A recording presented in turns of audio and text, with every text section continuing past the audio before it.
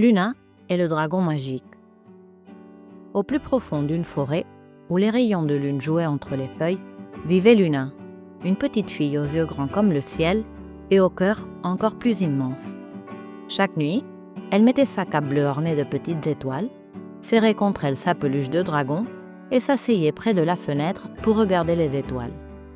Mais cette peluche n'était pas une peluche ordinaire, non. Elle avait des écailles douces en velours vert et des yeux dorés qui semblaient vraiment scintiller. Son nom était Draco, et même si pendant la journée il ressemblait à une simple peluche, la nuit, il s'éveillait. Un soir, tandis que la brise d'été dansait avec les rideaux, Draco cligna des yeux. « Luna, dit-il d'une voix chaleureuse, c'est le moment.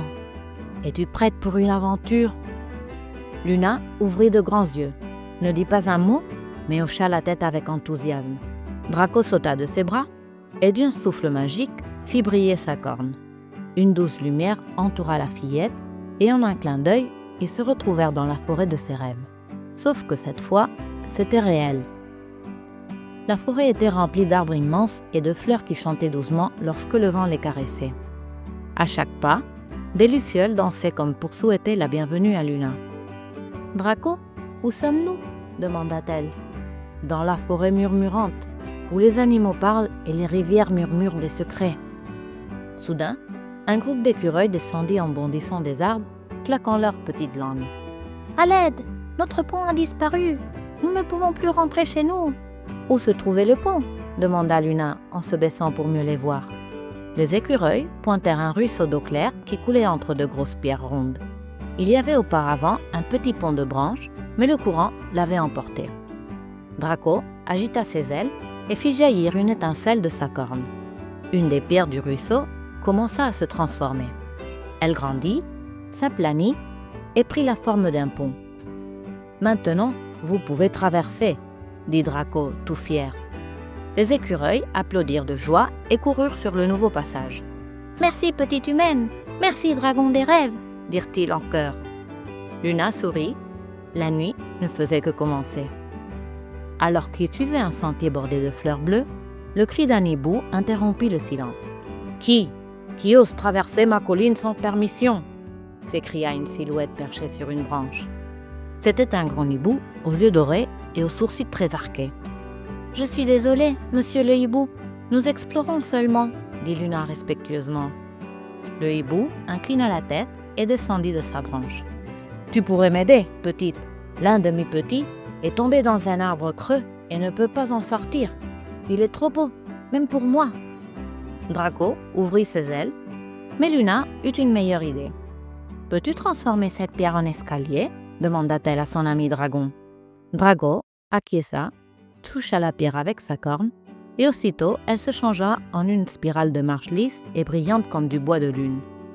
Luna grimpa, trouva le petit hibou apeuré et l'enveloppa dans sa cape. « Tu es en sécurité maintenant !» La maman hibou pleura de joie et leur offrit une plume dorée. « Garde-la, elle te protégera si jamais tu te perds dans l'obscurité. » Ils continuèrent leur marche jusqu'à une grande rivière qui grondait comme une bête endormie. L'eau était profonde et cette fois, il n'y avait pas de pont. « Je ne peux pas transformer l'eau, » dit Draco, « mais peut-être pouvons-nous lui parler. » Luna s'approcha du bord. « Rivière, nous laisserais-tu passer ?»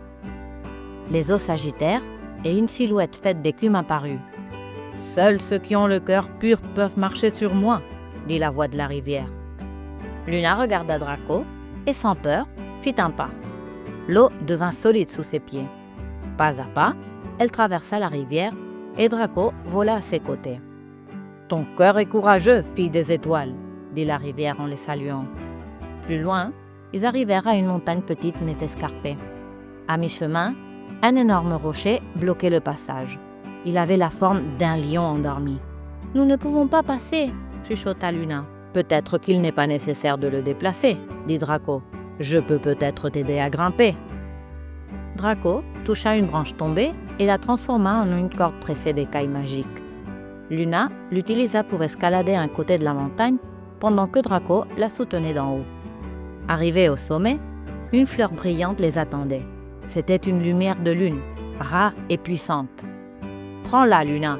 Tu pourrais avoir besoin de sa lumière, dit Draco.